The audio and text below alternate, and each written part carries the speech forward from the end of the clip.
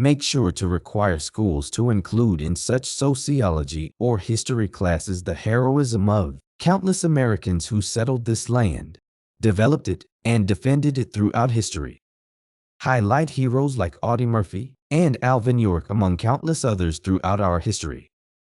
What the educational system is doing is tantamount to psychological warfare, and it is meant to lead to an overthrow of the country as we've known it, ergo the need for the placing of proper curricula within a law about treason, and skew the efforts to win the hearts and minds of young voters back to what benefits the country, maintains our values, keeps us cohesive and strong, despite the claims of the Democrat left.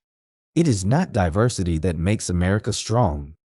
It is our Judeo-Christian values, our work ethic, patriotism, and the nuclear family. That's why the left has been attacking all of these things in their attempt to weaken America. We need to strengthen these things again. Bring back the Pledge of Allegiance and voluntary prayer to schools. File criminal charges against not only Mayorkas, but especially Joe Biden, and break that glass ceiling.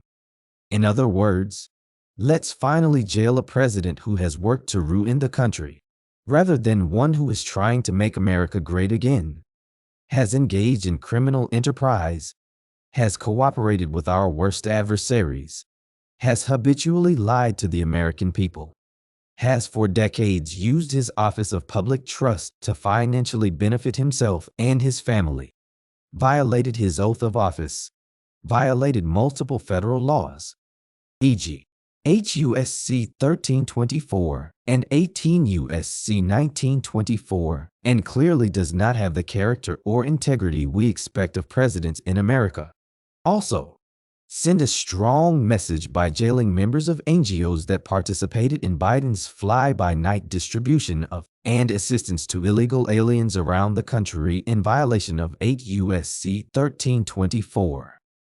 If nobody is above the law, and the whole idea of a two-tiered justice system seeks to deny benefits to Republicans and conservatives, then let's start enforcing our laws to the fullest extent on everybody who breaks them. Everybody. Allowing bad behavior increases its frequency. Punishing a bad behavior decreases its frequency.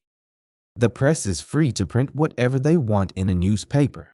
That was the intent of the First Amendment, which was passed during a time well before technology made it possible to broadcast it over airwaves, and now the same companies are free to say whatever they want on TV.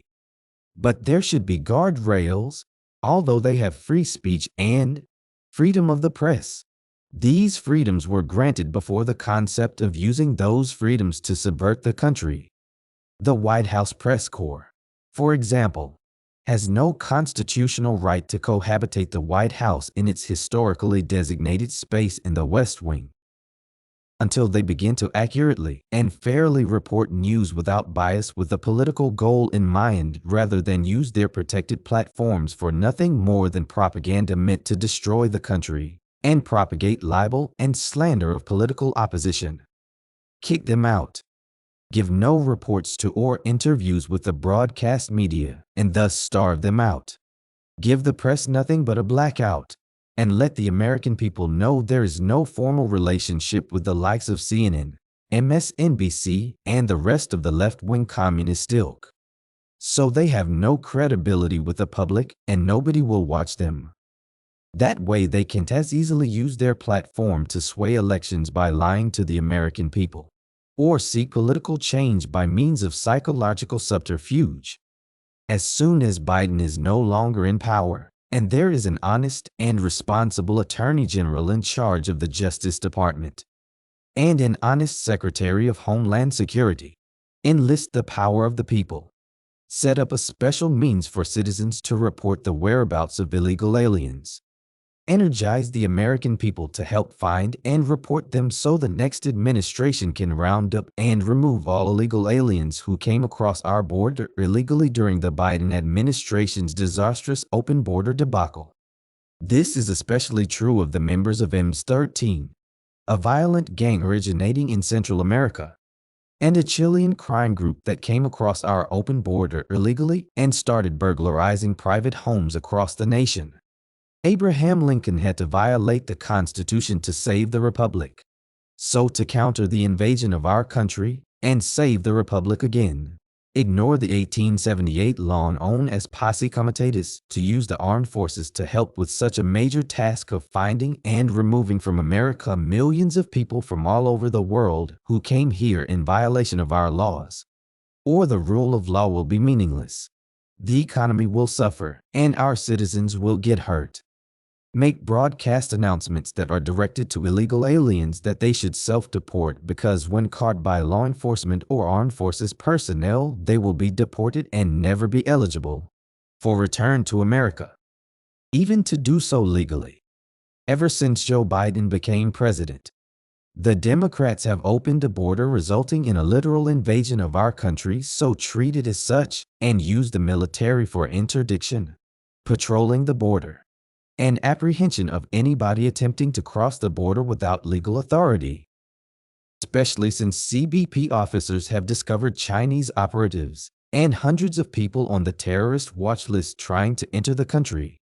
If a foreigner has been forcibly removed previously, make sure they understand if they come back illegally again, they will be imprisoned and forever banned from U.S. entry, employment, public assistance, legal status, and / or citizenship. Any foreigner applying for asylum must apply from a U.S. consulate or embassy in their home country. Seek a treaty with other countries so that the imprisonment of their citizens for breaking out laws will be done in their home country instead of America. If it is discovered that these home countries are not keeping up their end of the treaty, or if they refuse or fail to participate in such an agreement, cut off the foreign aid we send to them and make them ineligible for trade, travel, and/or foreign aid from America for 10 years or more. Require immigrants coming to the U.S. have enough money to take care of themselves and will not be eligible for public assistance for the first 5 years, and/or they must have a skill needed in America. Carte blanche entry to this country must stop, and only those who can contribute to the country should be allowed in. Granting admission to this country by third world migrants solely on the basis that they are scared to go home should not be a backstage pass into America. We can't be the world's caretaker.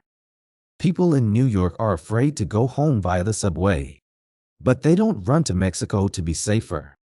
Do not make citizens out of the so-called dreamers, no matter what the left-wing liberals believe, and stop handing out citizenship like candy to change the American demographic.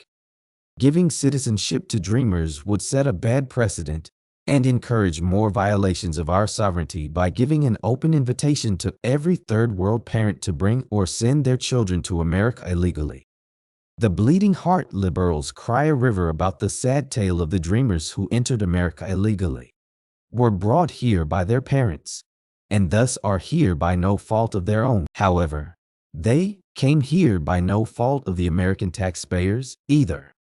Thus, the fault lies on the shoulders of the parents who brought them here, and these people should never be allowed to achieve citizenship, vote, or serve in public office no matter how they got here.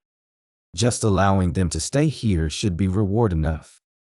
But if they are not allowed to vote, the Democrats will lose interest in their cause very quickly and may have to resort to favorable, honest, and pro-American policy making rather than illegally importing a new electorate to achieve support for their political agendas.